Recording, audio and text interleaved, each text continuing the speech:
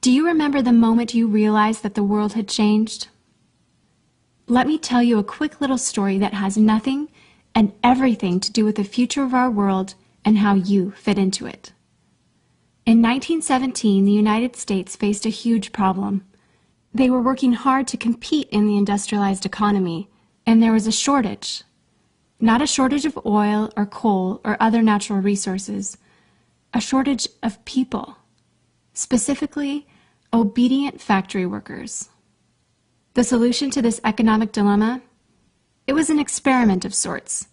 It hadn't been done before, until someone thought of it. Mandatory public school.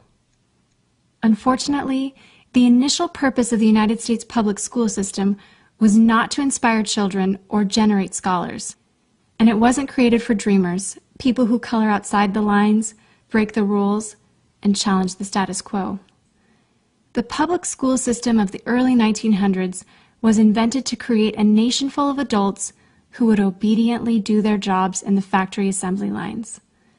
Teaching kids to sit in straight rows and scheduling the entire day with the ringing of bells wasn't by chance. Punishing those who didn't conform was purposeful. These were the skills they would need to join the labor force. Intentional or not, this early method of turning dreamers into workers was an investment in the nation's economic future. And it worked. This then led to several generations of productive, fully employed workers. But it isn't working anymore. Why? Our economy has changed. We don't live in an industrialized economy anymore. We live in a connected economy. Right now, there are more users on Facebook than there were people on the planet 200 years ago.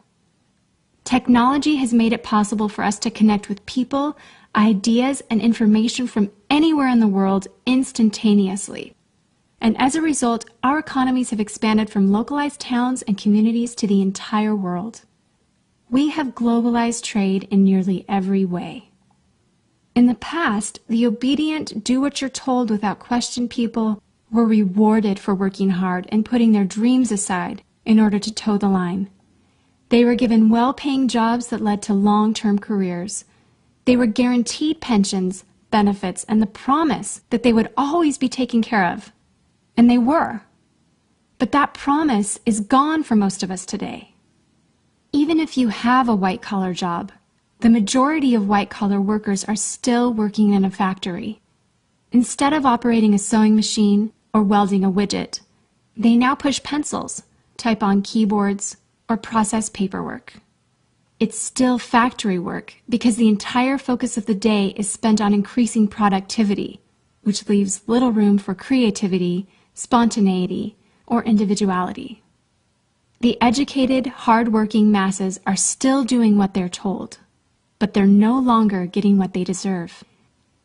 Even if you do everything you are told to do today, graduate from high school, go to college, get a degree, work hard in whatever job you can find, if you're lucky enough to find one, you're not guaranteed anything. Companies are being forced to change or die right now. Layoffs happen much more often than job openings appear, and the highest paying jobs are disappearing or heading overseas at an alarming rate. If you have a job where your boss tells you exactly what to do, he or she will always find someone cheaper than you to do it. Did you know that the average length of a job today is about 4.5 years? Contrast that to the 1960s when it was 40 years. The connected economy rewards a different group of people. It rewards the people who see things differently, who don't conform, people who have ideas that no one else has, people who are willing to work hard but know that the old way of doing things is broken.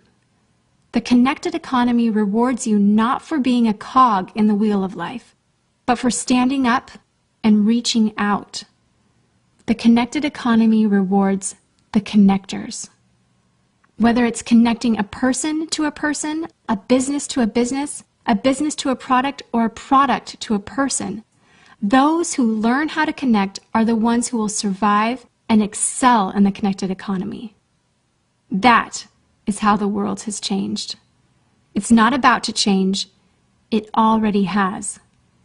Things are different now, and they're not going back to the way they used to be. Look at Facebook. What's their product? It's you. Your network, your information, your ideas, they all have value. Does Facebook pay you for the money they make selling your information to advertisers? No. But we still use it because we have an innate desire to connect with people. In fact, neuroscientists have found that we are actually hardwired to connect with each other. Some people know how to leverage this innate ability in today's economy, but most don't. And because they don't know how to do it, most of them are paralyzed with fear, resisting the shift, despite clear indications telling them it's time to change. In 1917, a group of people performed an experiment that forever changed the way that we earned a living. The world today is facing another huge problem. We're facing a shortage of our own. Not a shortage of factory workers or consumers. The world has enough of those. We have a shortage today of dreamers and connectors. And so, we're holding our own little experiment. And you happen to be the subject of it. This 8-minute presentation was specifically designed to seek out and find the connectors around us. Those who recognize that we are on the brink of the next economic revolution, who are ready to thrive in the connected economy, and who are searching for the best way to do it. The internet and technology are rapidly changing the way that we do everything today, including how we make a living. It's not too late to embrace the change and find a way to make yourself relevant and profitable in our brave new world. And that's why we've invited you here today. We've created something that rewards you for connecting. It pays you for bringing people together behind a cause, product, or idea. And we have systematized it and made it so that you can do it from anywhere, with anyone, at any time. If you are passionate about helping people, if you are passionate about changing lives, if you want to position yourself to be a capitalizing force within the connected revolution instead of just a bystander, let's start now. Do you remember the moment you realized that the world had changed? How about the moment you realized you could change with it? Are you ready for the details?